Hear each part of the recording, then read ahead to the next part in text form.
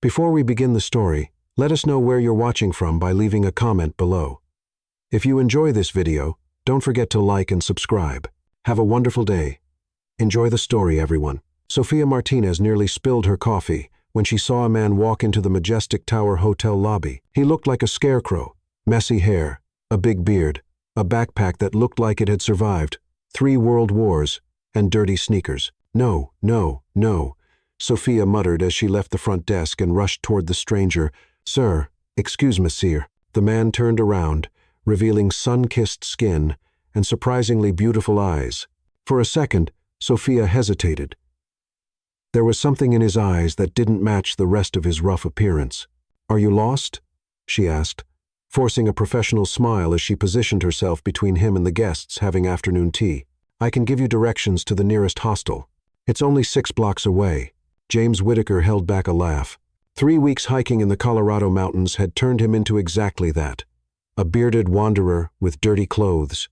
And now, back at his own hotel, one of his employees was trying to send him away. Actually, he said, adjusting the strap of his torn backpack, I'd like a room. Sofia blinked twice, sure she'd heard him wrong. A room here? She glanced nervously at the other guests. Mrs. Harrington, a New York socialite, was already making that disgusted face that meant she'd soon file a complaint. Sir, this is the Majestic Tower. Our rooms start at $500 per night and go up from there. James nodded seriously. I understand. The hostel on 47th takes daily payments, Sofia whispered, lowering her voice. And look, she reached into her purse and pulled out a wrinkled $5 bill. Here, for a sandwich. You look really thin. Her unexpected kindness caught him off guard. James looked at the bill, probably her own lunch money, and something shifted in his chest. When was the last time someone cared if he was hungry? Not the billionaire CEO, but just him. That's very kind, he said, genuinely touched. But I really do need a room. I have a credit card. Sofia let out a dramatic sigh. Backpackers always cause trouble, she muttered, glancing around. All right, but if there's any problem, she made the universal, you're out hand gesture. Promise no trouble. Promise, no trouble. As they walked back to the front desk, Sofia subtly signaled Carlos, the security guard, to keep an eye on him. The man was too polite to be just a typical drifter. But still, better safe than sorry. Name? She asked, fingers hovering over the keyboard. James Whitaker. Sofia typed without looking up. ID and credit card, please. James handed her a dusty driver's license. What type of room would you like, sir? What do you have available? Sofia checked the system. We have a very nice standard room, she said, selecting the cheapest option, $250 per night. Actually, James said, a hint of amusement in his voice. How about the presidential suite? Sofia stopped typing. The presidential suite? If it's available, sir, the presidential suite is $3,000 per night. That's fine. Sofia stared at him like he'd grown a second head. Was he serious? She double-checked the system. The suite was available, but I'll need to run your payment first, she said slowly. For verification, James handed her a matte black credit card. Sofia held it under the light, checking for signs of fraud, then ran it through the machine. She held her breath, fully expecting it to be declined. Approved. She looked at the screen, then at James, then back at the screen. That went through, she murmured in disbelief. Great, James said, but... Sofia lowered her voice. Sir, are you sure this card isn't stolen? We've had that happen with people in tough situations. James nearly laughed. I'm pretty sure it's legit. Sofia still wasn't convinced. Discreetly, she picked up the front desk phone and dialed the bank. Hello, this is Sofia Martinez from the Majestic Tower Hotel. I need to verify a transaction. She whispered the card numbers, keeping an eye on James. Yes, I'll hold. James pretended to look at a tourist brochure while she waited. Judging by the look on her face, he could guess what the other side of the line was saying. Mr. Whitaker? Yes. VIP client. Credit limit? Let's just say there isn't one, ma'am. I see, Sofia said into the phone, her voice rising an octave. Yes, thank you. She hung up and stared at James with a strange expression. Everything went through? He asked innocently. Yes, it did. But I still need you to sign a few documents. Just to confirm your signature. Sofia had James sign the registration form, then a second form, then a third, With each signature she carefully compared to his ID, frowning like a seasoned detective. "One more thing," she said, pulling out her phone. "I need a photo for our security records."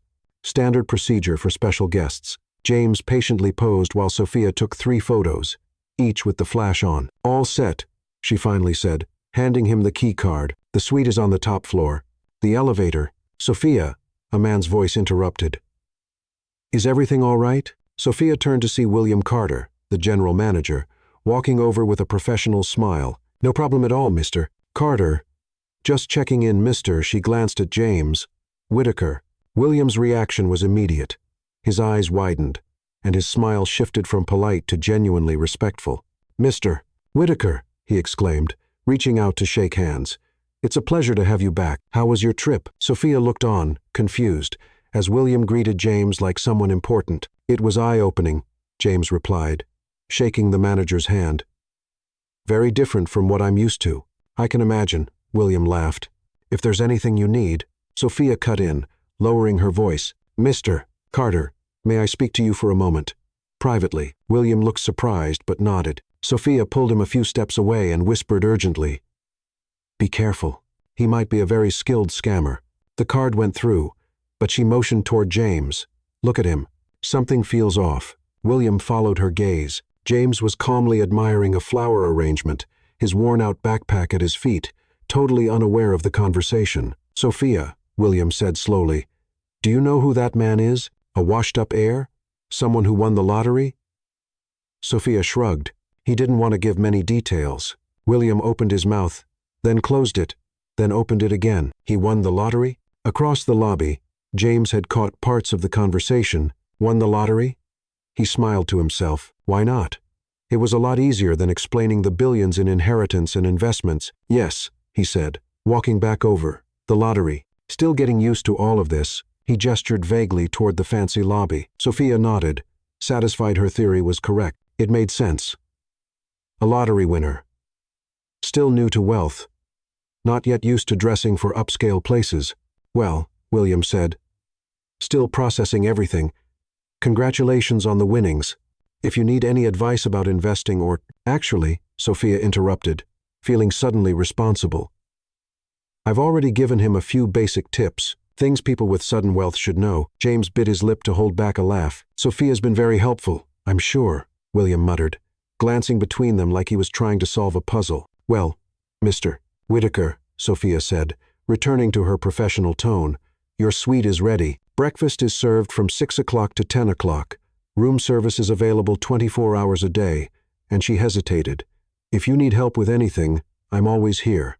The sincerity in her voice touched him again. "Thank you, Sophia, really." As James walked toward the elevators, backpack slung over his shoulder and moving far too casually for someone headed to the most expensive suite in the hotel, Sophia turned to William. "Keep an eye out," she whispered. "New lottery winners are easy targets for scammers." William slowly nodded, still trying to come to terms with the fact that one of the wealthiest men in the country had just been mistaken for a homeless person by his own employee. "I'll keep my eyes open," he promised. As the elevator doors closed, James finally let the smile escape. 3 weeks in the mountains had given him a new perspective on his golden life. But Sophia had just given him something even more valuable, the experience of being treated like a regular person. The next morning, Sophia arrived at work with a mission. She had spent the entire night feeling guilty for judging James so harshly. The man had won the lottery, a life-changing event that should be celebrated, and she had treated him like a potential criminal. Even worse, he clearly had no idea how to behave in a high-end setting. She felt it was her moral duty to help him adjust to the world of the wealthy before he made some kind of embarrassing mistake. Sophia opened a notepad and began writing quickly. "Survival Guide for Newly Rich." She scribbled at the top of the page, then crossed it out and wrote, "Basic Guide. How not to look poor in fancy places." The list grew fast. Never wear flip-flops in the lobby or any public area. Don't ask for discounts at the front desk, even if the prices seem too high. Don't put food from breakfast in your pockets, no matter how tempting. Always greet the staff politely, but don't get too personal. Use utensils for everything, even pizza if needed. Don't take pictures of your food that screams "first time here." Never ask how much things cost at the restaurant. Use the restroom to wash your hands. Not for a full-body cleanup. Don't talk about prices with other guests. Dress properly. No torn shorts at dinner. Sophia read over the list with satisfaction. It was complete, practical, and, most importantly, it would save James from future embarrassment. When James walked into the lobby at 10:00 the morning, still wearing the same worn-out jeans but at least freshly showered, Sophia stopped him right away. "Mr. Whitaker, perfect timing." She waved the paper in front of him. "I've prepared something that'll really help you." James read the title and almost choked. "Guide on How Not to Look Poor." Exactly. Sophia beamed with pride. "Basic rules to help you adjust to your new financial situation. Trust me, this will help you avoid awkward moments." James scanned the list, trying not to laugh. Use utensils for pizza? Don't photograph food? Was she serious? "This is very thorough," he said. "2 years of experience dealing with all kinds of hotel guests," Sophia said confidently. "I can spot a newly rich person from a mile away. No offense." "None taken," James mumbled, still wrapping his head around getting etiquette advice from a 26-year-old employee. "Let's start with the basics," Sophia said. "Rule number 1. Never wear flip-flops in the lobby." James looked down at his worn sneakers. "What if I don't have the right shoes?" Sophia pulled a card from her purse. "My friend Laura works at a shoe store 3 blocks from here. Tell her I sent you, and she'll give you the staff discount." The irony was perfect. One of the richest men in the world being told how to save money on shoes. "Thank you," James said seriously. "That's very helpful." "You're welcome. Now, rule number 5. Use utensils for everything, even pizza." "For pizza?" James pretended to be shocked. "But pizza is meant to be eaten with your hands." Sophia shook her head firmly. "Not in places like this. Rich folks eat pizza with a fork and knife always. Even pepperoni pizza. Especially pepperoni pizza. The more casual the food, the more formal the way to eat it should be." James nodded seriously, like he was learning ancient wisdom. "Got it. Fork and knife for pizza. Noted." "Great. Let's practice." Sophia led him into the hotel restaurant, where lunch was being served. A few tables were taken by business people in meetings, tourists planning their day, and a group of socialites gossiping about others. "Table for 2, Sophia said to the maitre d', who instantly recognized James but stayed professional. "Of course, Miss Martinez.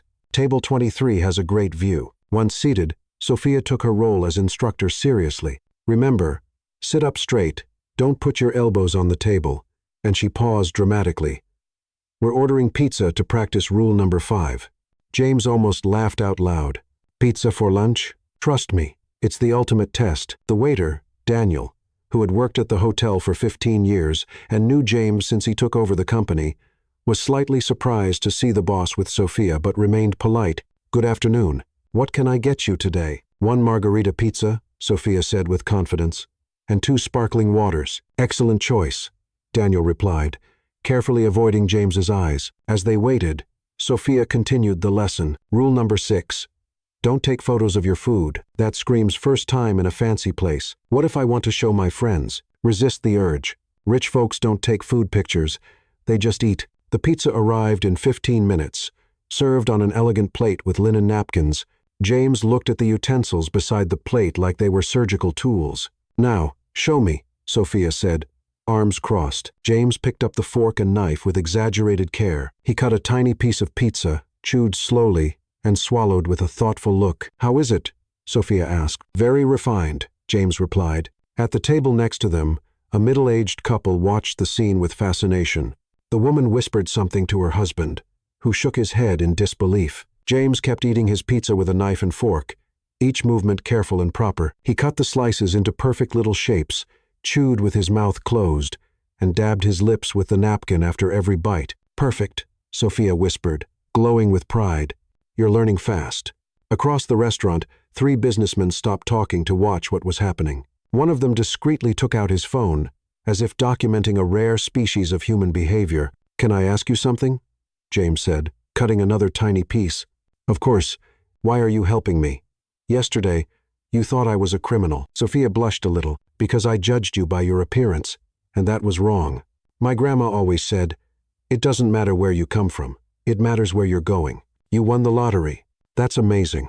You deserve every chance to fit in properly." The sincerity in her voice touched James deeply. Here was someone truly concerned for his well-being, not knowing he already had more chances to fit in than he could ever use in one lifetime. "Your grandmother sounds wise," he said. She cleaned houses for wealthy families, and always told me that the real difference between social classes isn't money. It's knowledge, knowing how to behave, what to wear, how to talk." Sophia gestured expressively. "That's why I'm sharing what I know with you." James stopped eating, truly moved. "Sophia, that means a lot to me. You're welcome. It's the least I can do." They finished lunch with James showing excellent mastery of the knife and fork pizza technique. When they left the restaurant, Sophia was practically floating with satisfaction. "Lesson 1 complete," she announced. "Tomorrow, we'll move on to rule number 7. Never ask about prices at a restaurant." "Can't wait," James said. And for the first time in years, he actually meant it. As Sophia went back to work, glowing from having saved a new rich guy from future embarrassment, James headed up to his suite, smiling. 3 weeks in the mountains had taught him about simplicity, but Sophia was teaching him something even more valuable. Sometimes, the most generous people are the ones with the least to give, and eating pizza with a knife and fork, even if it seemed silly, could be surprisingly fun with the right person. "Today's the big day," Sophia announced on day 3 of Operation Civilize James, walking into the lobby with a notepad and a determined expression that would have made a general proud. Advanced etiquette training in a real-world setting. James, who had woken up thinking about business mergers and quarterly reports, was instantly pulled back into the alternate reality where he was a lottery winner in desperate need of social training. "Real-world setting?"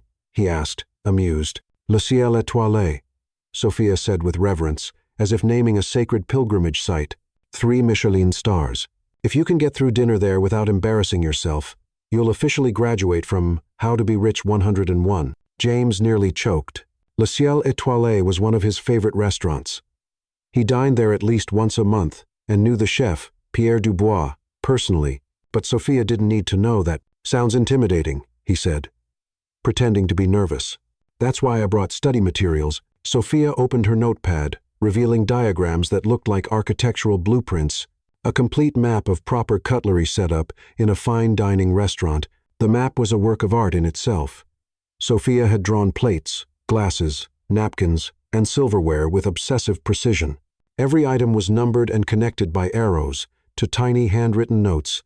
Salad fork, main fork, dessert fork, she recited like a sacred chant. Left to right, always left to right. Knives on the right, then spoons after the knives. Never, ever, use the wrong fork for the wrong course. "And if I forget?" James asked, with a genuinely worried face. "Then you become a meme on someone else's Instagram," Sophia said seriously. "I've seen it happen. A man once used a fish fork for steak and went viral under the hashtag #NewRichFail. James made a mental note to check if that hashtag was real. 2 hours later, they were sitting at Le Ciel Étoilé. Sophia was glowing with pride for getting a last-minute table. She didn't know James had personally called the manager. The restaurant was in full evening swing. Soft lighting, quiet conversations, and an atmosphere of sophistication that cost about $500 per person. "Remember," Sophia whispered, pretending to study the menu while watching James out of the corner of her eye. "Sit up straight, napkin on your lap, and for heaven's sake, don't blow on the soup." "People blow on soup?" James asked innocently. "Regular folks do. Rich people wait for it to cool naturally." The sommelier approached. Jacques, who had known James for 5 years and always reserved his best wines for him, looked at James, then at Sophia, then back at James, clearly confused but maintaining flawless professionalism. "Good evening," Jacques said in a thick French accent. "May I suggest a wine to go with your dinner?" Sophia spoke up. "Nothing too expensive," she said, glancing meaningfully at James. "Something democratic." Jacques blinked slowly. In 5 years of serving James Whitaker, he had never heard anyone ask for a democratic wine for the man who once ordered a $1,500 bottle of Chateau d'Yquem just because he felt like something sweet, maybe a simple Bordeaux. Jacques offered carefully. "Perfect," Sophia exclaimed. "See," she whispered to James, "always show that you're in control of your spending. Rich people don't need to prove anything by buying the most expensive wine." James nodded seriously, mentally noting this revolutionary financial philosophy. The first course arrived, an edible work of art that looked like it had been sculpted by angels. Sophia immediately switched into teacher mode. "Now, watch," she said, picking up the outermost fork. "You always start with the utensils on the outside and work your way in. It's like unwrapping a present, layer by layer. James followed her instructions with exaggerated focus, cutting tiny bites and chewing as if he were solving a complex math problem. "Excellent technique," Sophia whispered, proud as a mother watching her child take their first steps. It was during the second course that disaster struck. James was cutting his fish with surgical precision when he accidentally bumped his elbow into the wine glass. The red liquid spread across the table like a crime scene, staining his white shirt and creating a moment of complete silence in the restaurant. "Oh no," Sophia exclaimed, jumping up. "Your shirt." "It's nothing," James said, but Sophia was already in full emergency mode. "Come on, let's go to the restroom. We have to rinse this before it sets." She practically dragged James through the restaurant, passing tables where other guests watched the commotion with thinly veiled interest. Sophia was so focused on the wine stain, she didn't notice how all the waiters gave slight bows as James walked by. "Good evening, Mr. Whitaker," murmured Henry, the head waiter. "Everything all right, Mr. Whitaker?" Claire, the assistant sommelier, asked. "Need any help, Mr. Whitaker?" offered Luke, the maitre d'. Sophia, busy reviewing stain removal strategies, took the greetings as a case of mistaken identity. "He's not Mr. Whitaker," she corrected automatically. "He's Mr. James, the lottery winner." The staff exchanged puzzled looks but kept their professional smiles. In the men's room, Sophia insisted on walking him to the door. She gave James instructions on how to handle wine stains. "Cold water. Always cold water. Hot water sets the stain," she shouted through the door. "Got it," James replied, secretly impressed with Sophia's domestic knowledge. When they returned to the table, the restaurant manager, André Laurent, was waiting with a concerned expression. "Mr. Whitaker," André said, completely ignoring Sophia's presence. "I'm terribly sorry about the incident. May I offer you a fresh shirt? We have a few designer pieces in our VIP wardrobe." Sophia looked at André, then at James, then back at André. "Excuse me," she interrupted, "but you've got my friend confused with someone else. This is James, not Mr. Whitaker."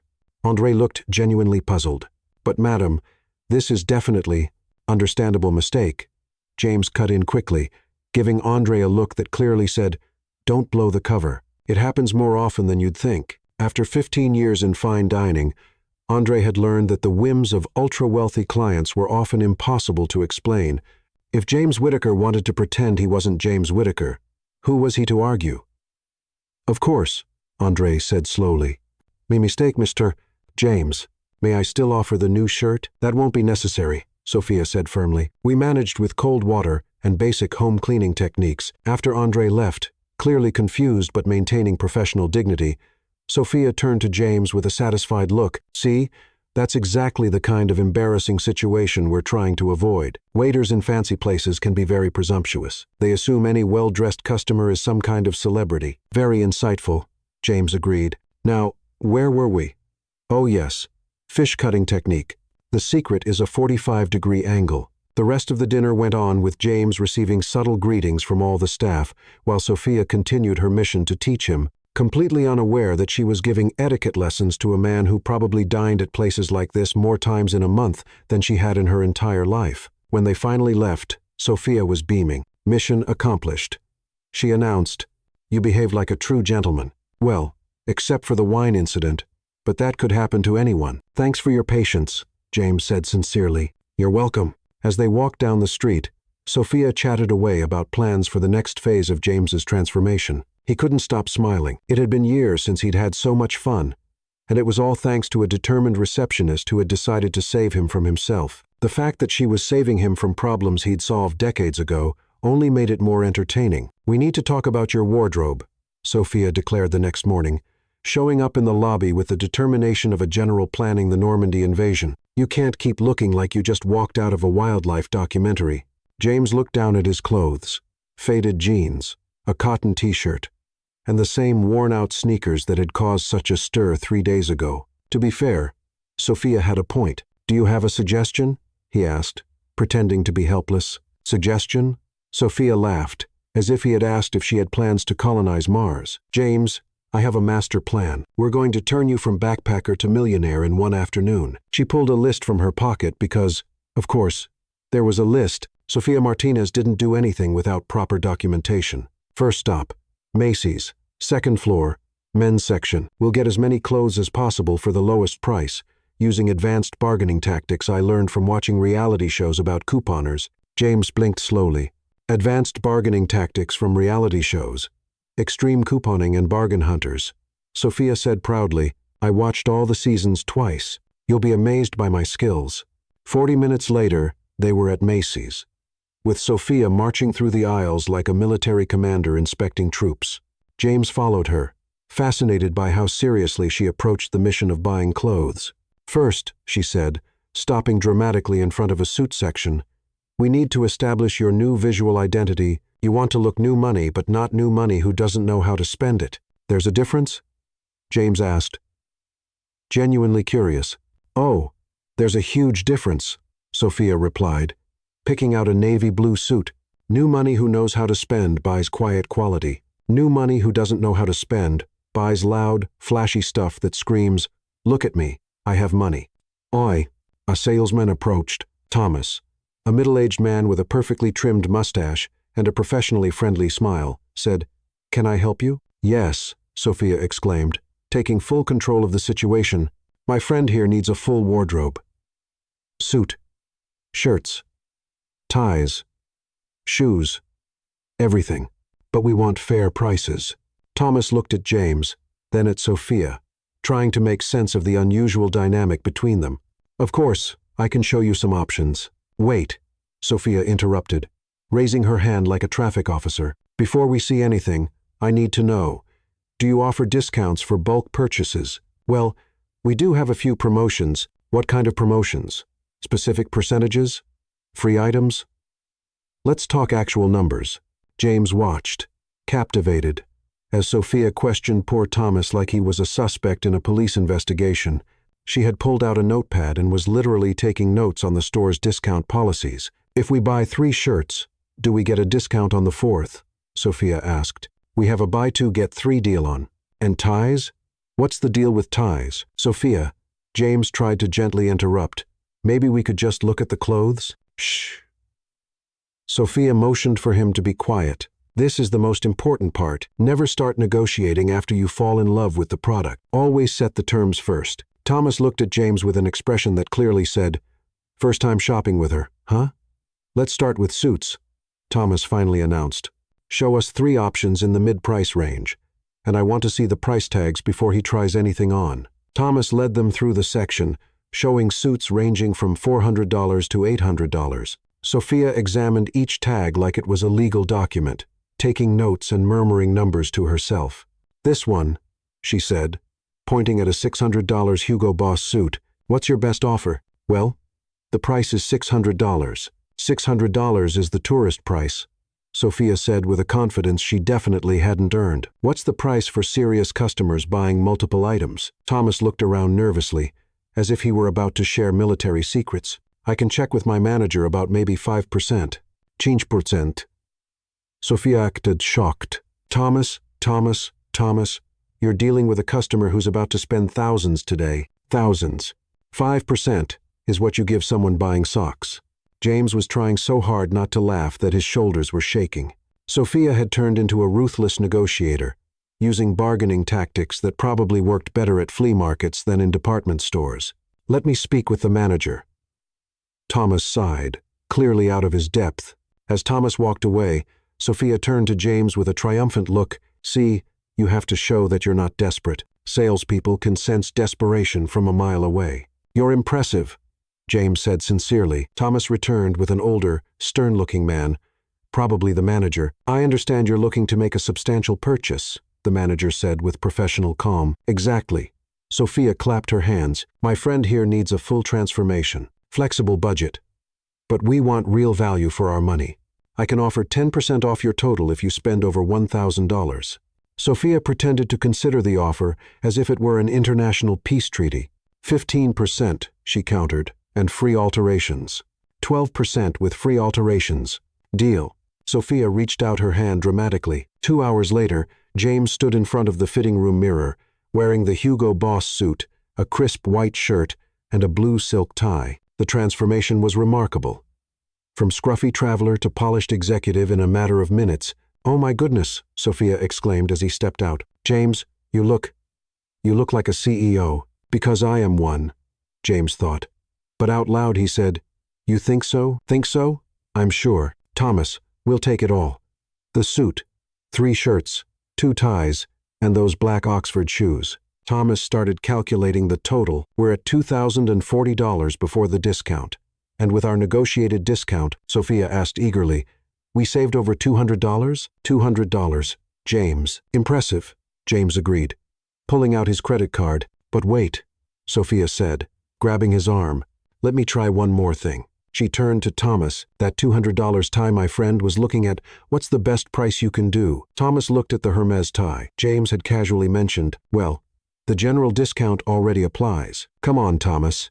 A $200 tie for a purchase close to $2,000?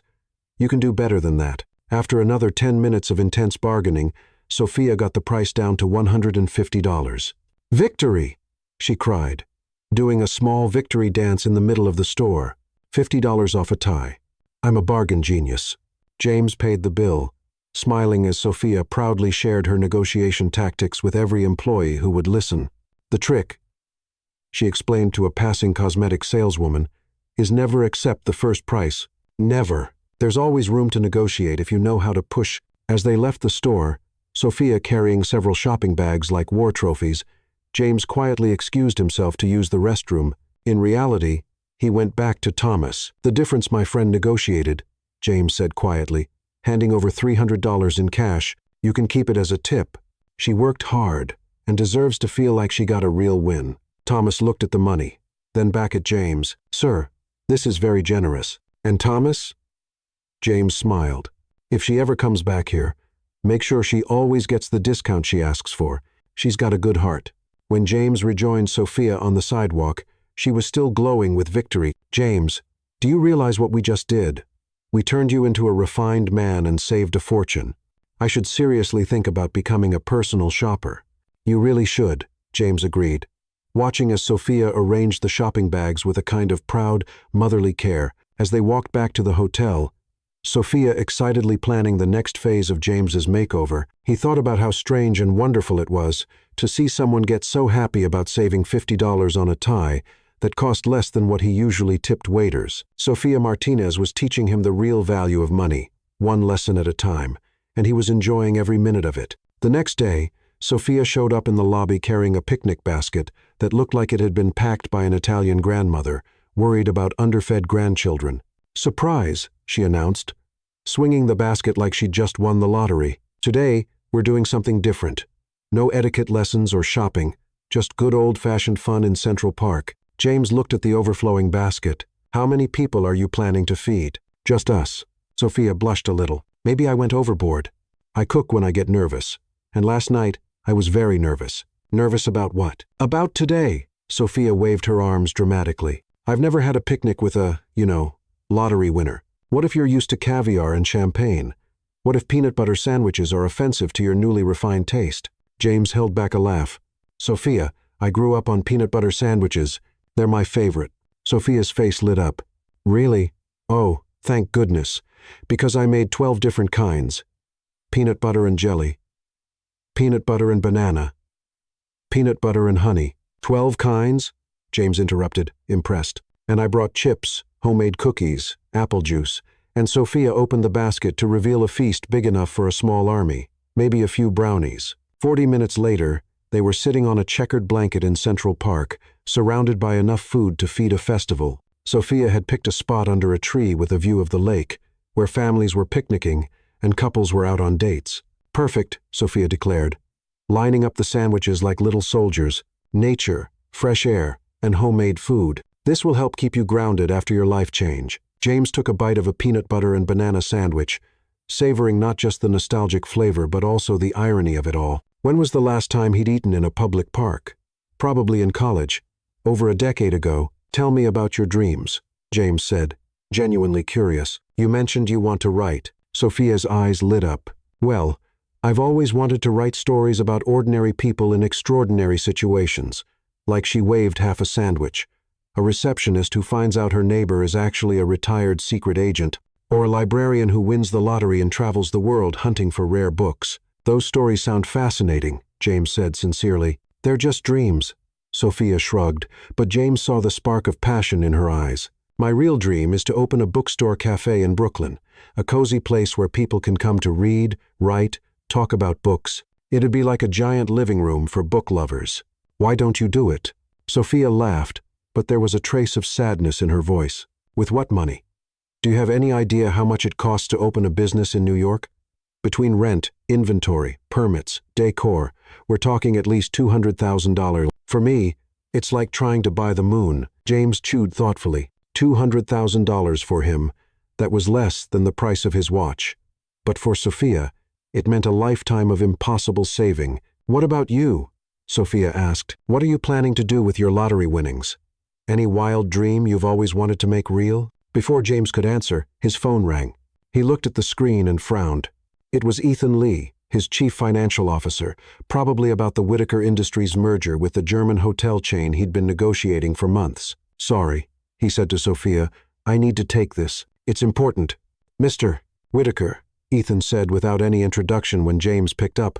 We have a situation with the Schneider merger. They're demanding to renegotiate the acquisition terms. Wait, Ethan, James quickly interrupted. Noticing Sophia was listening. Can you make it simpler? Simpler, sir. We're talking about two.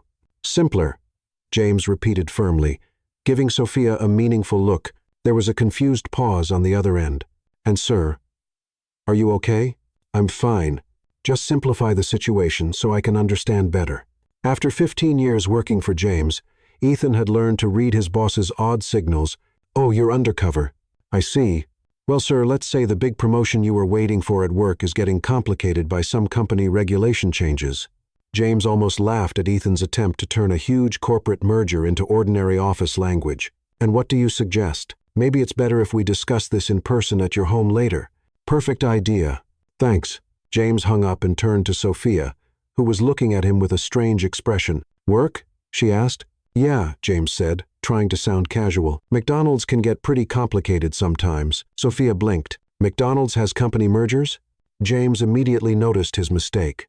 Well, not mergers. Shift mergers. When they combine the morning shift with the afternoon one to save costs. Oh. Sophia nodded, impressed. Wow, even McDonald's is modernizing. Meetings about rules? Shift mergers, you must be like a senior manager. Something like that, James muttered, making a mental note never to take work calls near Sophia again. What language were you speaking at the end? Sophia asked. Curious, it sounded like German. James froze. He had automatically said, see you later, in German to Ethan, a habit from negotiating with German companies. That was German, he admitted. You speak German? Sophia's eyes widened. How amazing. Where did you learn it? Movies, James said quickly. I watch a lot of German movies. What kind of movies? Documentaries about hamburgers? McDonald's is a global company. So James was desperately making it up. It helps to know other languages. Sophia nodded, clearly impressed. Such professional dedication, learning German to work better at McDonald's. James's phone rang again. This time, it was Isabella Torres, director of the South American division. Hello, Jaime. Isabella said cheerfully. We need to discuss the São Paulo contracts. Isabella, James interrupted in fluid Spanish. I'm in an informal meeting. Can we talk later? Informal meeting? Are you sick? Very funny. I'll call you in an hour, okay? But the Brazilians are pushing for an answer about 1 hour. Isabella, I promise. James hung up and found Sophia staring at him with her mouth open. That was Spanish now, she said slowly. It was. You speak Spanish and German. And French? James admitted, realizing he was already too deep to stop now. French too. Sophia almost shouted, making a nearby family look their way. James, how many languages do you speak? Just 5, maybe 6. If you count basic Italian. Sophia stared at him like he'd just confessed to being an alien. 5 languages? To work at McDonald's? Well, James searched desperately for a believable excuse. I watch a lot of movies and series. Netflix has a great international selection. And YouTube, James added, hoping it made the story more believable. There are lots of educational channels and apps like Duolingo. Sophia kept looking at him like she was trying to decode a secret message.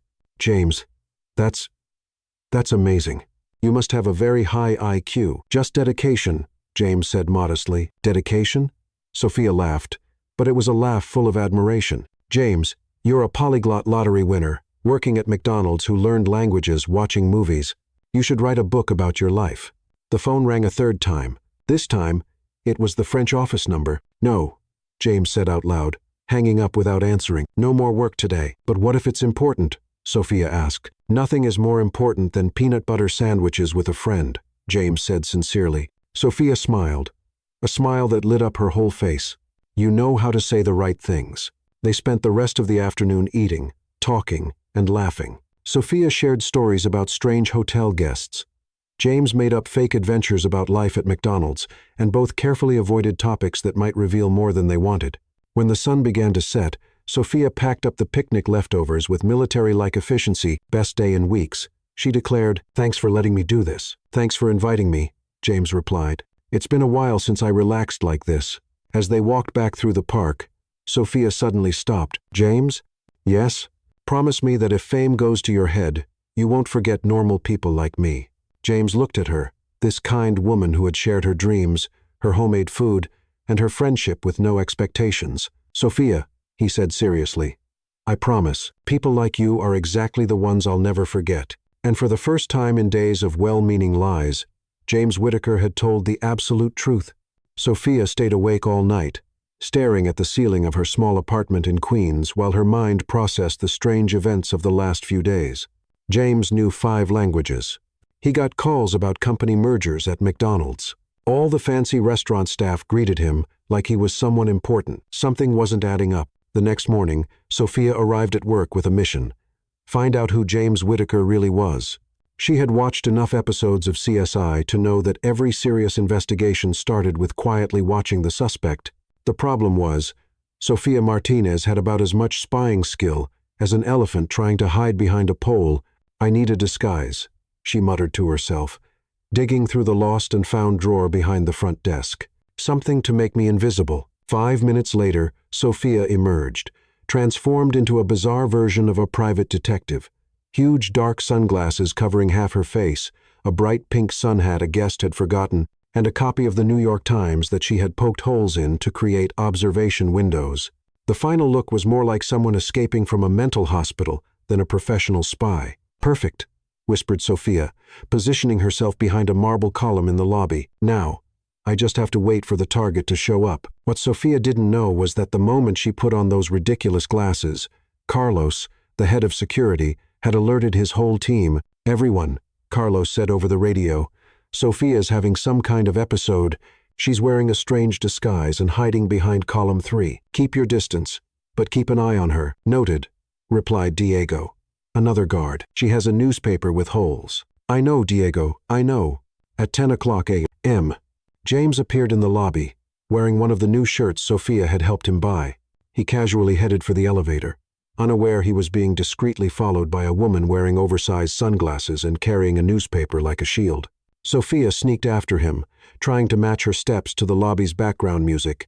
Unfortunately, the music was a slow waltz, and Sophia was moving like she was in an action movie chase scene. Suspect heading to the elevator, she whispered to herself, pretending to read the newspaper, way too confident for a new lottery winner. What Sophia also didn't notice was that Diego and Lucas, 2 security guards, were now following her, keeping a respectful distance while trying to figure out what on earth she was doing. "She's talking to herself," Lucas reported over the radio. "Noted," Carlos replied. "Keep watching."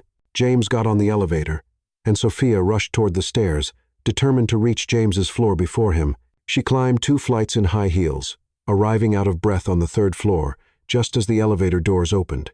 "Aha," she whispered triumphantly, quickly raising the holy newspaper to hide behind. James stepped out of the elevator and walked down the hall toward the presidential suite. Sophia followed at what she considered a professional distance, but which actually made her obvious to anyone with working eyes. "Suspect entering the presidential suite," Sophia muttered, making mental notes, way too comfortable for someone who should be impressed by luxury. Behind her, Diego and Lucas had come up the stairs, both trying to understand why the hotel's most normal receptionist had turned into a cartoon version of a secret agent. Sophia decided she needed a better vantage point. She positioned herself behind an abandoned housekeeping cart in the hallway, her sunglasses reflecting the ceiling lights like spotlights. "Base, this is Agent Sophia," she whispered dramatically to herself. "Target in position, waiting for further developments." 15 minutes later, the suite door opened, and James came out, now wearing a perfectly tailored suit. Sophia nearly dropped her newspaper. Where was the awkward lottery winner who needed help picking out ties? Complete change in appearance, she murmured. Very suspicious. James headed back toward the elevator, and Sophia resumed her pursuit.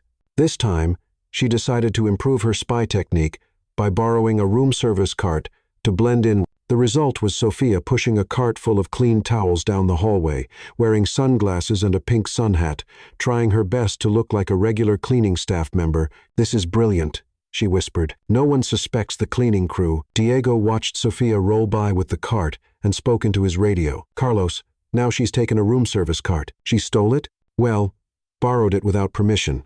Keep watching, and someone tell housekeeping they're missing a cart." Sophia followed James down to the ground floor, where he walked into the general manager's office. She parked the cart behind a giant decorative plant and pulled out her hole-punched newspaper again. Through the makeshift holes in the New York Times, Sophia saw James step into William Carter's office and close the door. The two men began a serious conversation, gesturing and looking at documents. "A secret meeting with management," Sophia whispered excitedly. This confirms everything. What Sophia couldn't hear was the real conversation. "James, I need to talk to you about Sophia," said William. "She's been acting strange." "Strange how?" James asked. "Well, yesterday she asked me about security protocols for identifying corporate spies, and today she showed up dressed like... Honestly, I don't even know how to describe it." James looked out the office window and saw Sophia crouched behind a plant, wearing enormous sunglasses and holding a newspaper with holes in it. "Oh," said James, trying not to laugh. "Let me handle it." But in Sophia's mind, the serious conversation between James and William only confirmed her growing suspicions. "Corporate spy," she whispered dramatically. "Probably planted here to steal business secrets. That's why he speaks 5 languages and gets mysterious phone calls." Sophia was so deep into her theory that she didn't notice Lucas had walked up behind her. "Sophia," Lucas said gently. Sophia screamed and jumped back, knocking over the room service cart and sending towels flying across the lobby. "Lucas!" she shouted, still wearing the giant sunglasses. "You scared me." "Sophia, are you okay? You're hiding behind plants." "I'm not hiding," Sophia said with wounded dignity, adjusting her pink hat. "I'm investigating." "Investigating what?" Sophia glanced around, noticing several guests watching the scene. She lowered her voice to a conspiratorial whisper. "James isn't who he says he is. Lucas, I have proof." "What kind of proof?" "He speaks 5 languages. Gets calls about corporate mergers, and I just saw him having a secret meeting with Mr. Carter." Sophia gestured dramatically with the hole-punched newspaper. "He's obviously a corporate spy." Lucas looked at Sophia's giant sunglasses, pink hat, wild theory, and made an executive decision. "Sophia," he said gently, "how about taking a little break? Maybe get some coffee." "I can't stop now, Lucas. I'm about to expose an international spy ring."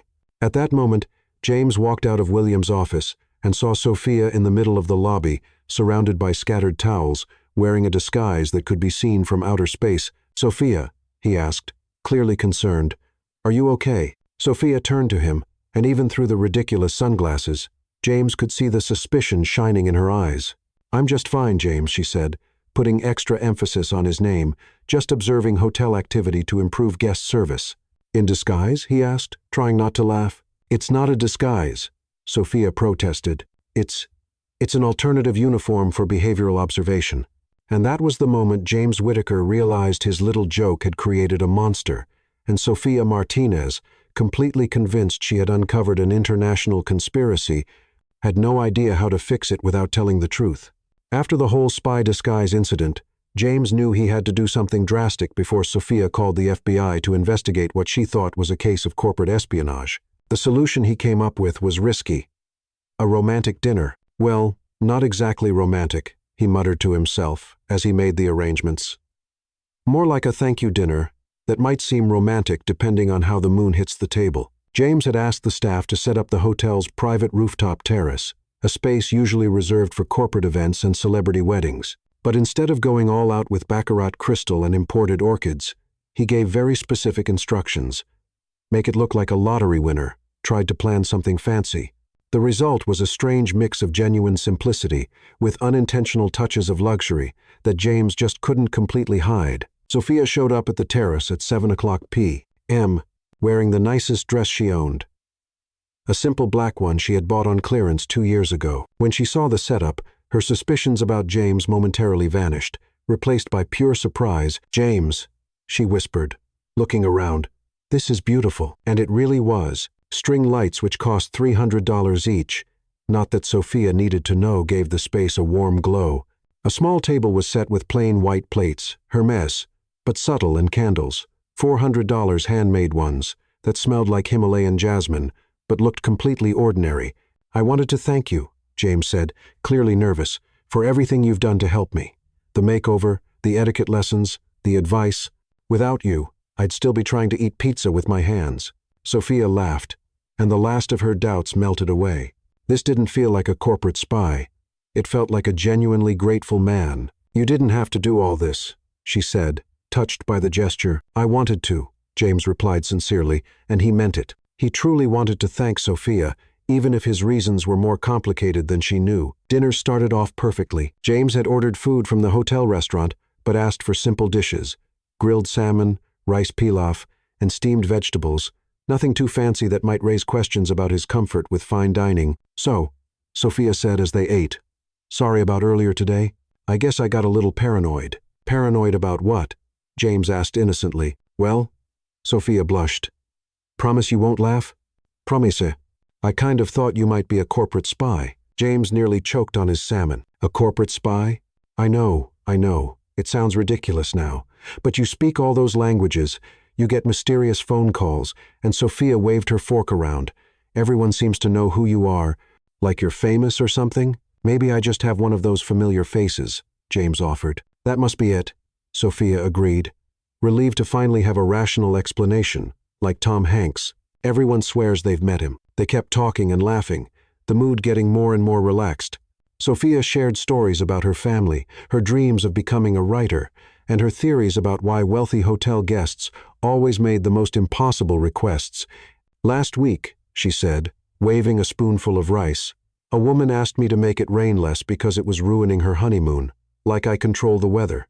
James laughed out loud. "And what did you say?" "I told her I'd check with the weather department." Sophia made air quotes with her fingers. She was happy and tipped me $5. That's when disaster struck. Sophia was making dramatic hand gestures to show how she had called the climate control department when her elbow hit the lemon butter sauce. The plate tipped, spilling yellow sauce all over the front of her black dress. "Oh no," Sophia shouted, jumping up. "My dress. It's the only nice one I have." James immediately stood up and took off his shirt without thinking. "Here, use this to clean it up." Sophia gratefully took the shirt, far too focused on the sauce disaster to notice what James had just handed her. If she had looked more closely, she might have noticed the small Ermenegildo Zegna tag, or the fact that the fabric felt like smooth Italian silk worth $800. "Thank you," she said, immediately starting to blot the sauce from her dress using James's shirt. James watched in silent horror, trying not to show it, as Sophia used his very expensive shirt like it was a kitchen towel. She scrubbed the stain vigorously, then wiped her hands on the shirt and even used one sleeve to dab some drops that had landed on the table. "I think I got most of it out," she said, checking her dress. "Your shirt is super absorbent." James swallowed hard. The shirt now looked like a yellow map of Italy, with lemon sauce stains forming abstract patterns on what used to be pristine silk. "I'm glad it helped," he managed to say. "I'll wash it and bring it back tomorrow," Sophia promised, still completely unaware of the value of the garment she was steadily destroying. "Butter sauce comes out pretty easily if you know the right trick." "Don't worry about it," James said quickly, picturing Sophia tossing the shirt into a regular washing machine with bargain detergent. Sophia, feeling like she'd ruined the evening, began apologizing over and over. "James, I'm so sorry. I messed up the whole night. You put together this beautiful dinner, and she motioned to the stained dress and ruined shirt.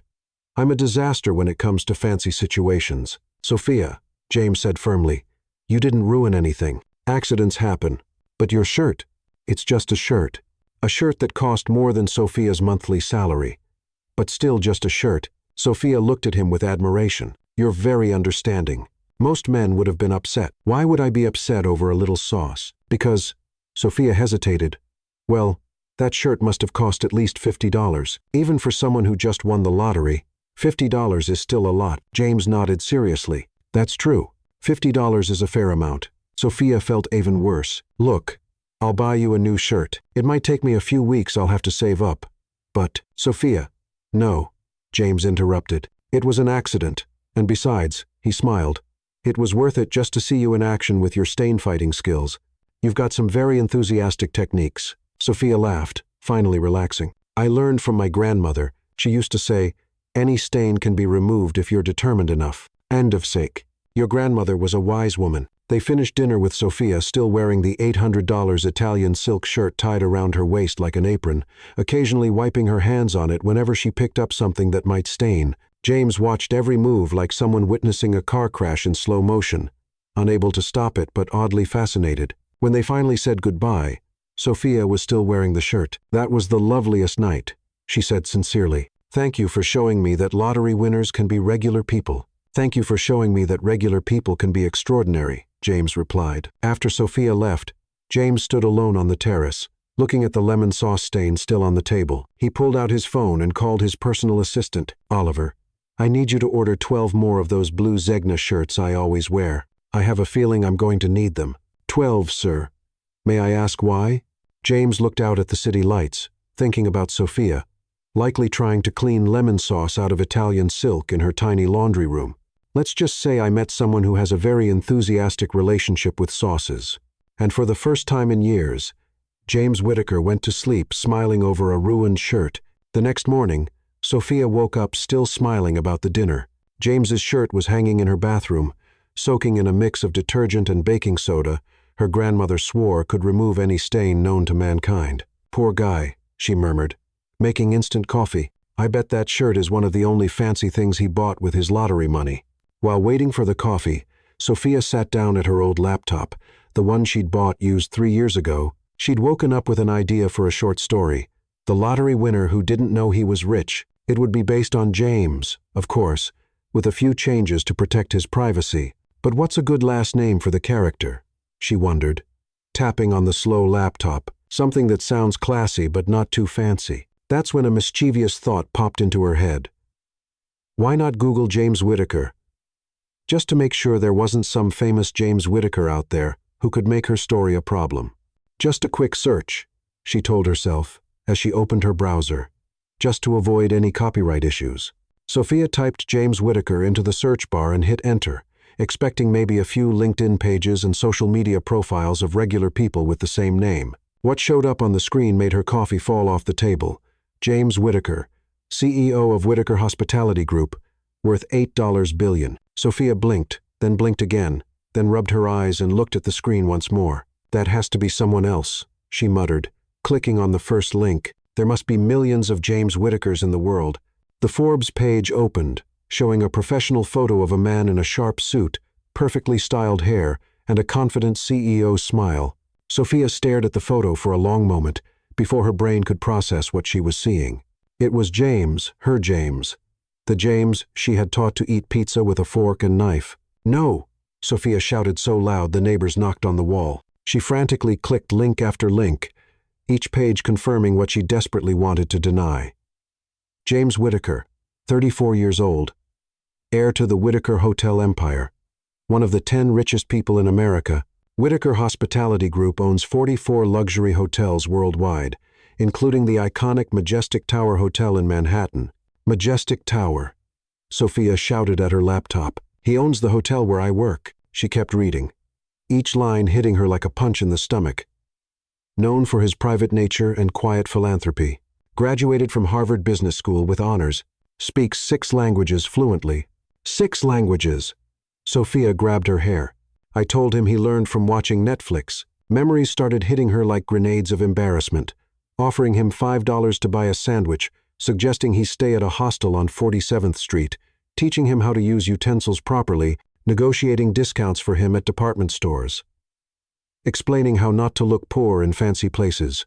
Sophia scrolled down and found a photo gallery. James at charity events, always perfectly dressed, surrounded by other well-known people. James opening a hospital he funded. James receiving awards for his philanthropy. And then she saw it, a photo of him at a fundraising event, wearing the exact same shirt she had turned into a cleaning rag the night before. $800. She read in the caption describing the billionaire's casual, elegant look, the Ermenegildo Zegna shirt, worth $800. Sophia looked toward her bathroom, where that $800 shirt was soaking in a mix of baking soda and detergent. "I ruined an $800 shirt," she screamed, falling off her chair. But the worst part was still ahead. Sophia found a recent Vanity Fair article titled, "Why the Ultra-Rich Are Slumming." The new trend of living like regular people, slumming. Sophia read in growing horror. More and more billionaires are trying out living like regular people as a form of escapism. The realization hit Sophia like a speeding garbage truck. James wasn't a lottery winner trying to adjust to the rich world. He was pretending to be poor for fun. He was slumming with her, Sophia shouted into her empty apartment. I was his social experiment. She imagined James laughing with his billionaire friends about the clueless receptionist who tried to teach him manners, probably making jokes about her money-saving tips, her lessons on how not to look poor, her awkward bargaining attempts. Sophia stood up and started pacing her tiny apartment, waving her hands in the air. "Manual on how not to be poor," she yelled, remembering the list she had made. "I wrote a manual on how not to be poor for a billionaire." She remembered how proud she felt when he used a fork and knife to eat pizza, how she had praised herself for teaching him, how touched she was by his gratitude for her advice. He must have thought it was hilarious, Sophia muttered, her face burning with embarrassment. The foolish receptionist trying to teach America's richest man how to act refined. Her phone buzzed. It was a message from James. "Good morning. Hope the shirt wasn't too much trouble to clean. Can we meet for lunch?" Sophia looked at the message, then at the gala photos of James on her laptop, then back at the message. "Meet for lunch," she read out loud, "so he can keep having fun at my expense." Sophia typed back, "Sure, can't wait for our next etiquette lesson, Mr. Whitaker." She hit send before she could change her mind. 2 minutes later, her phone rang. It was James calling. Sophia stared at the screen, imagining the look on his face when he realized the game was over. Part of her wanted to answer and yell at him. Another part wanted to pretend nothing had happened and go on living in ignorance. But the part that won was the one drowning in embarrassment and wanting to hide under the bed for the next 10 years. Sophia let the phone ring. She closed the laptop and went to the bathroom to check if there was still any hope for the $800 shirt. There wasn't. "Well," she muttered, looking at the ruined shirt. "Now I know why all the waiters greeted him." And so, Sophia Martinez did the only rational thing a person could do after realizing she'd spent weeks playing the fool for a billionaire. She crawled back into bed and pulled the covers over her head. Sophia spent 2 hours under the blanket, planning her confrontation speech. She decided she wasn't just going to disappear and let James keep enjoying the joke. No, she was going to march right into that hotel and tell him exactly what she thought. Unfortunately, Sophia forgot it was Tuesday morning, peak tourist time at the Majestic Tower. The lobby was packed with Japanese tourists taking photos, a group of senior travelers from Texas checking in, and at least 3 influencers filming affordable luxury in Manhattan. Sophia pushed through the crowd like a general heading into battle, still wearing the clothes she'd slept in, her hair looking like it had been styled by a tornado. James was at the front desk, talking to William about the monthly reports, when he saw Sophia walking toward him like a guided missile. "Sophia," he called out, worried by the look on her face. You made a fool out of me." Sophia shouted across the crowded lobby. Silence fell instantly. Tourists stopped snapping photos. The Texas seniors stopped complaining about room prices. Even the influencers paused their videos. "Sophia," James tried, lowering his voice, "can we talk in private?" "Talk in private?" Sophia laughed hysterically. "Like you talked in private with your billionaire friends about the dumb receptionist who tried to teach you table manners." James spotted at least 5 tourists pulling out their phones to record. "I never said anything like that to anyone," he said sincerely. "Of course not." Sophia was now in full fury mode. "You just quietly laughed while I made a complete fool of myself." She started counting on her fingers, her voice rising with each item. "I taught you how to eat pizza with a knife and fork." A Japanese tourist whispered something to his wife, clearly asking if this was some kind of theater performance. "I made you a manual on how not to be poor." The Texas group was clearly enjoying the free show. "I taught you how to use coupons." 2 influencers began recording discreetly, sensing viral content. "I told you not to steal hotel amenities from your own hotel." James bit his lips so hard he nearly bled, trying not to laugh at the absurdity. "Sophia," he tried again, "please, let me explain." "Explain what?" Sophia threw her arms up dramatically, How funny it was when I offered a billionaire $5 to buy a sandwich. The crowd murmured. Billionaire, someone whispered. Or how hilarious it was when I suggested you stay at a hostel.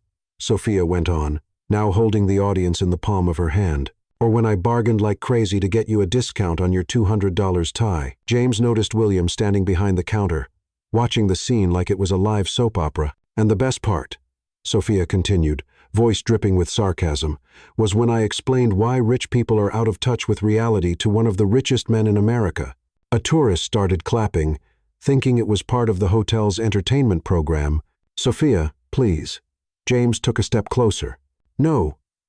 Sophia held up her hand like a traffic cop. Don't come near me. I can't believe I fell for your act. It wasn't an act. It was. It was what? A social experiment? A charity project?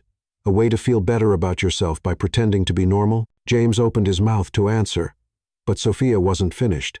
Oh, and thank you for ruining my favorite blouse with lemon sauce on an $800 shirt that I used as a cleaning rag. The crowd murmured again.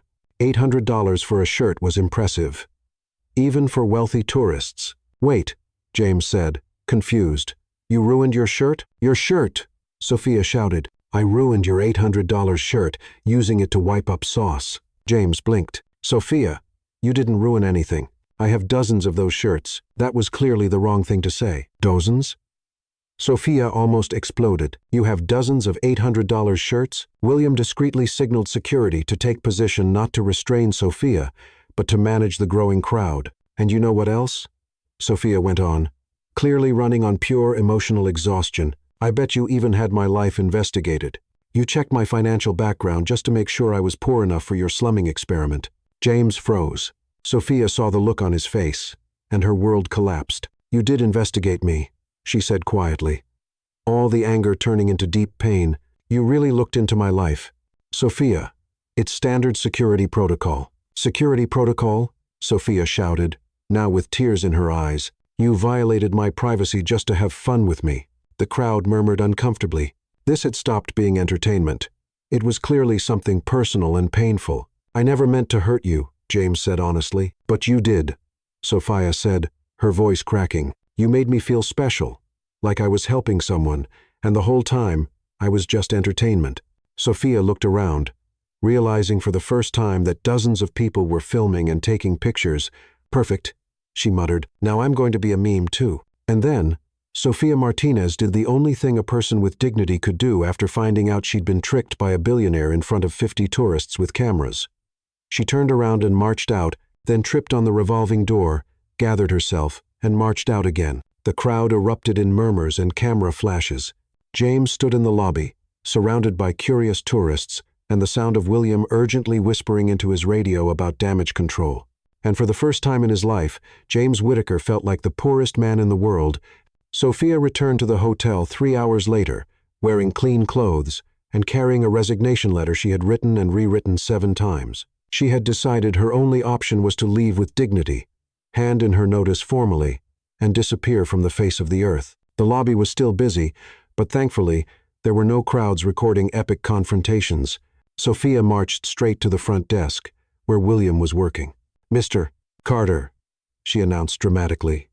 I'm here to hand in my resignation. William looked at the letter, then at Sophia, and let out a deep sigh. Sophia, you don't have to. Yes, I do, Sophia declared, her voice echoing through the lobby.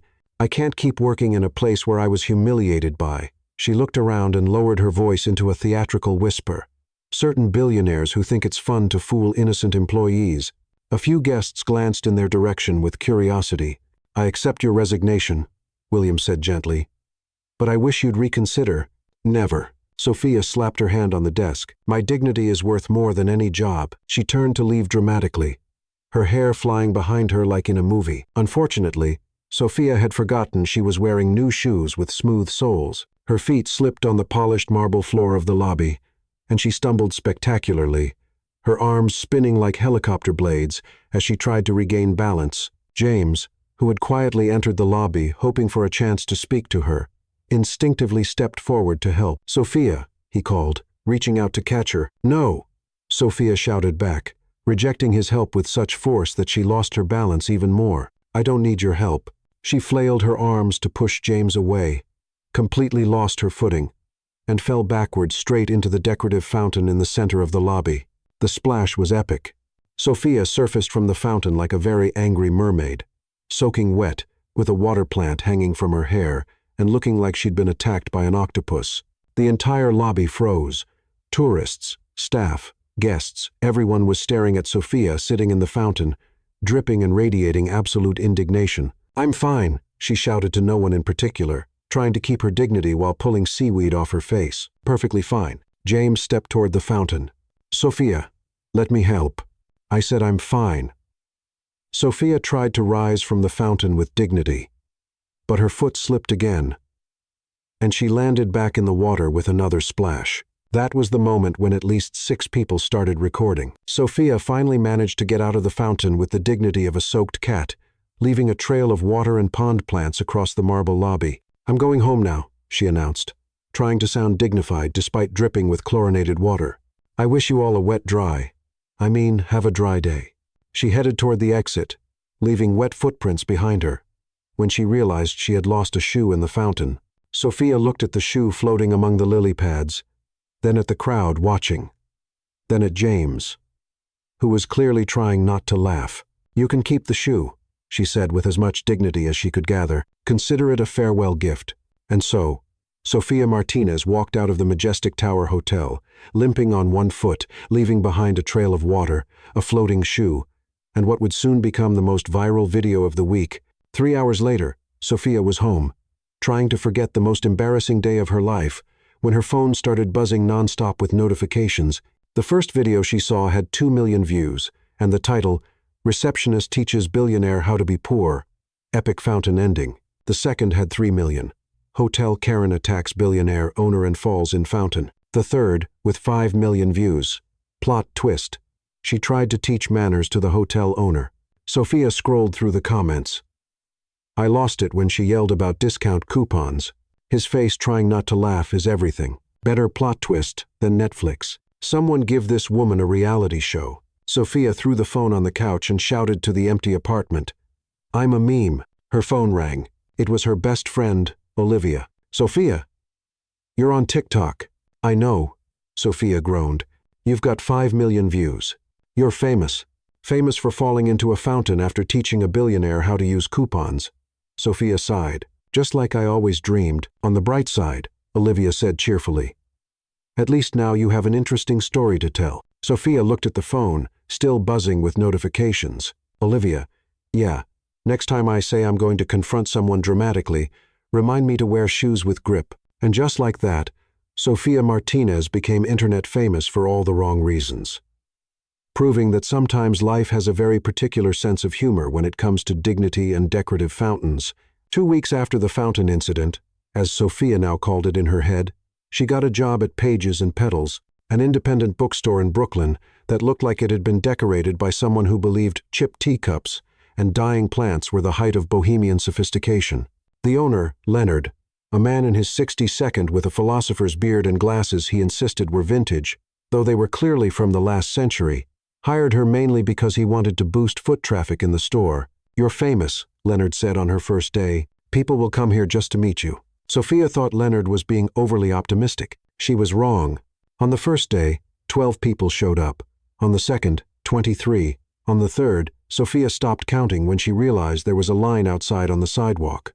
"You're the fountain girl," a woman in her 22nd exclaimed, holding up her phone like Sophia was a celebrity. "Can I take a selfie?"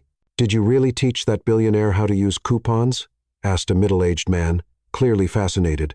"My daughter watched the video 50 times, said a proud mother. She says you're a feminist icon for standing up to capitalist patriarchy." Sophia looked at Leonard, who was beaming as he watched sales go through the roof. "Maybe," Sophia said slowly.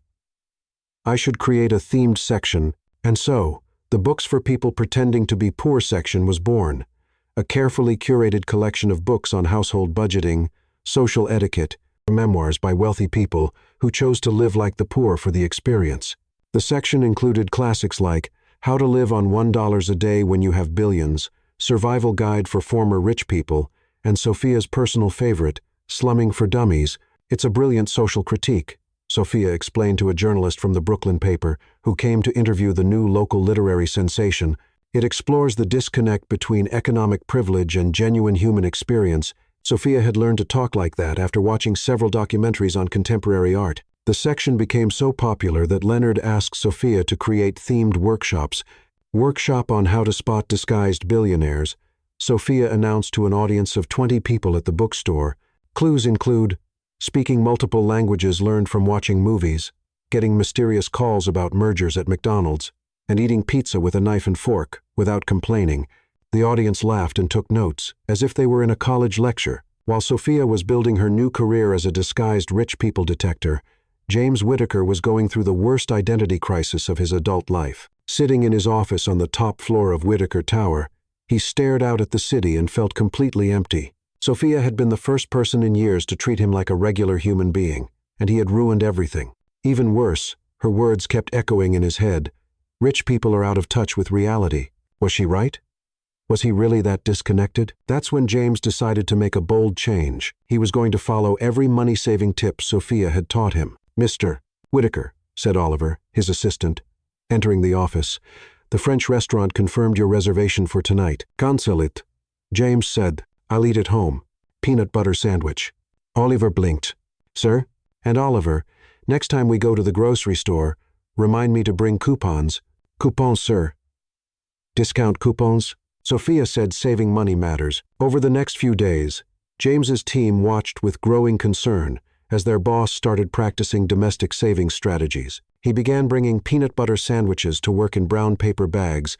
He started using coupons at the supermarket, causing confusion and delays when trying to use 50-cent coupons on $1,000 purchases. He began reusing paper napkins to avoid waste. He stopped drinking his $500 wine and switched to juice boxes. "Mr. Whittaker," said Ethan Lee, his financial director, during a meeting, "the shareholders are concerned. There are rumors you're having financial trouble." "Why?" James asked, chewing a peanut butter sandwich. "Well, sir, yesterday you were seen using a $2 coupon at Whole Foods. The manager posted about it on Instagram." "Ethan," James said, "do you think I'm out of touch with reality?" "Sir, normal people use coupons. Maybe I should learn to be more normal." Ethan looked at his billionaire boss eating a peanut butter sandwich and wearing a tie that clearly had been washed at home and came out a bit wrinkled, and came to the only logical conclusion. James Whittaker was having a breakdown over a receptionist. And the worst part was, Sophia probably had no idea about the chaos she had caused in the life of Manhattan's richest man. Sophia was organizing the books for people pretending to be poor section when the bookstore bell rang. She looked up, expecting another fan of the viral videos, and almost knocked over a pile of books on home budgeting. James Whittaker stood in the doorway. But this was a completely different James. Regular jeans, not designer. A plain t-shirt, no Italian label, and sneakers that looked like they'd been bought at a normal shoe store. "Sophia," he said hesitantly, "can I talk to you?" Sophia looked around. Thankfully, it was Monday morning, and the bookstore was empty except for Leonard at the back, organizing poetry books and pretending not to listen. "Are you here to sue me?" Sophia asked, crossing her arms. "Because, technically, I still owe you an $800 shirt." "Actually," James gave a sad smile, "I came to apologize, and to tell you how I feel." "To tell me how you feel?" Sophia blinked. James took a deep breath. "Sophia, I'm in love with you." "You're what?" "In love. Completely, hopelessly, ridiculously in love." James stepped forward. "And before you say it's impossible because we haven't known each other that long, or because I lied, or because you fell into a fountain, you saw the videos?" Sophia interrupted, horrified. "All of them, 47 times. James smiled genuinely for the first time in weeks. "My favorite is the one where you yell about discount coupons. 5 million views and counting." Sophia covered her face with her hands. "I'm a meme. You're the most genuine person I've ever met," James said seriously. "Sophia, you gave me $5 to buy food.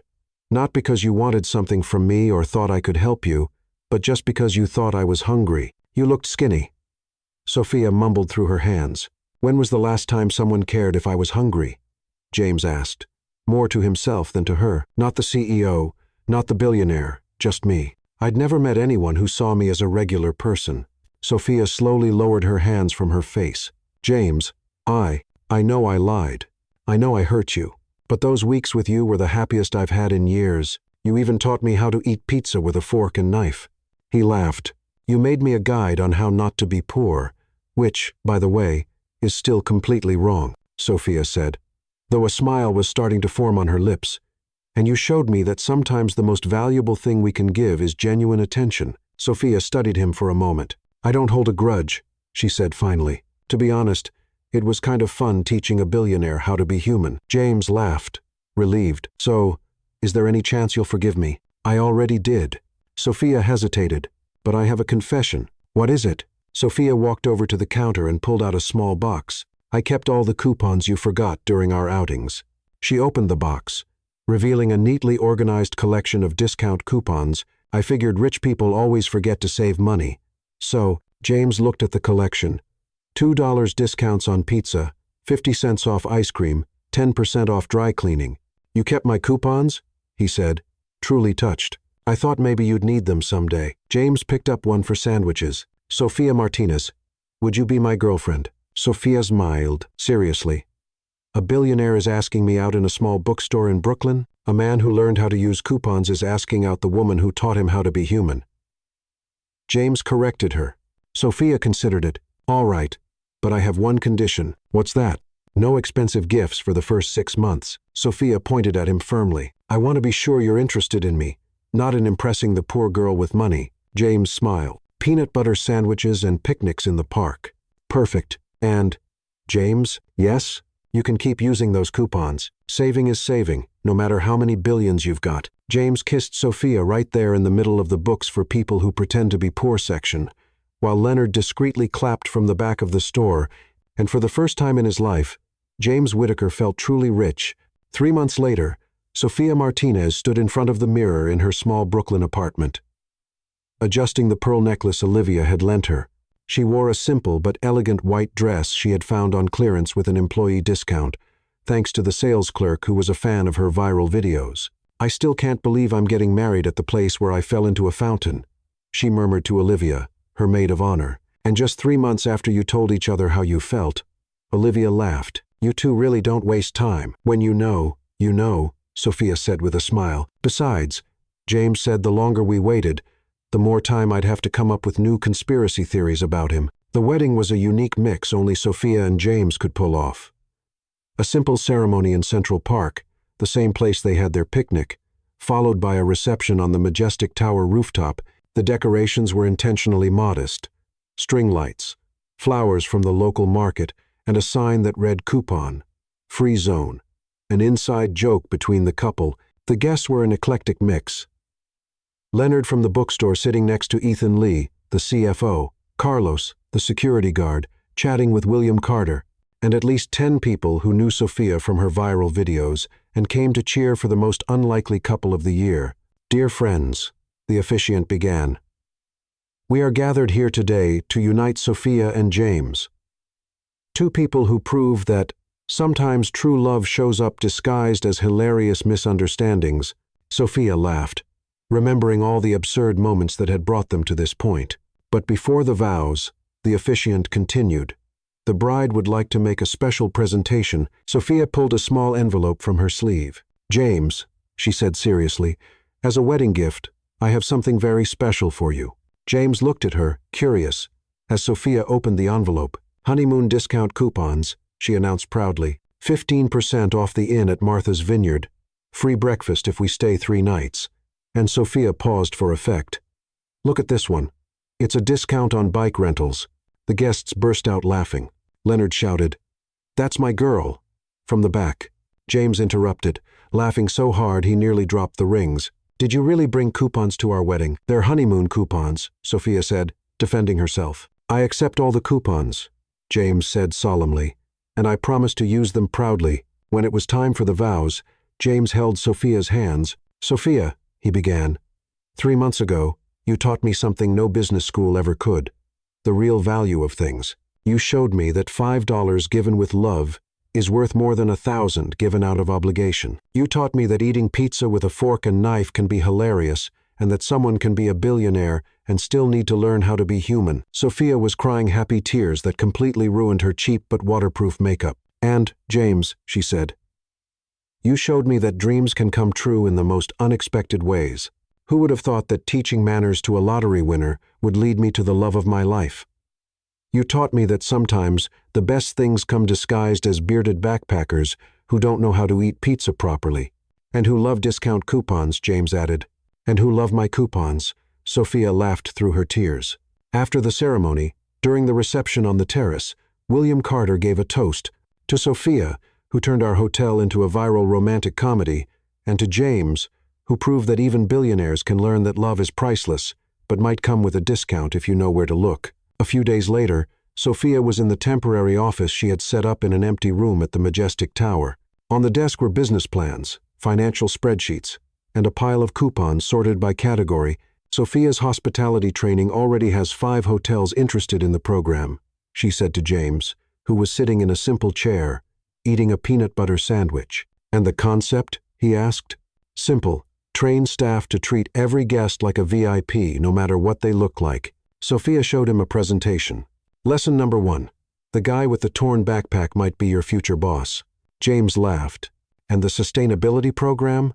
It's working perfectly. We implemented your Sophia's saving tips in 3 hotels. We saved $40,000 just by reusing towels and cutting down on food waste. Forbes wants to do a story about how a receptionist revolutionized hotel management with discount coupons, James said proudly. I'll only accept if they use the photo of me falling into the fountain, Sophia replied. It's tradition now. That night, at home now, a bigger apartment but still in Brooklyn, because Sophia insisted they were planning their next adventure. Sophia, said James, what if we opened our own hotel chain? Small, affordable, and where everyone is treated like royalty? Can I create a training manual called How Not to Judge Guests by Their Appearance? Sophia asked, excited. You can. And can I launch a corporate household savings program based on your advice? Sophia threw herself into James's arms. I knew I loved you from the moment you agreed to eat pizza with a fork and knife. And I knew I loved you from the moment you offered me $5 to buy a sandwich, James replied, kissing his wife.